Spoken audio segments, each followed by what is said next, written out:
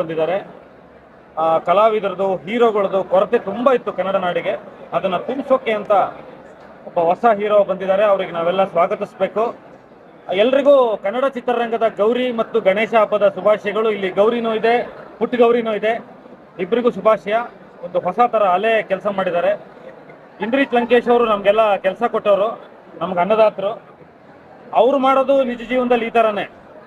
ಯಾರ್ಯಾರು ವಿಶೇಷ ಚೇತನರಿದ್ದಾರೆ, ಯಾರ್ಯಾರಿಗೆ ಒಂದು ಹೊಸ ಶಕ್ತಿ ಇದೆ, ಅವ್ರನ್ನೆಲ್ಲ ಕರ್ಕೊಂಡ್ಬಂದು ಗುಡ್ಡೆ ಹಾಕಿ ಅವ್ರುಗಳಿಗೆಲ್ಲ ಒಂದು ಲೈಫ್ ಕೊಟ್ಟಂಥ ಒಬ್ಬ ಮನುಷ್ಯ ಇಂದ್ರಜಿತ್ ಬಂದಿದ್ದಾರೆ.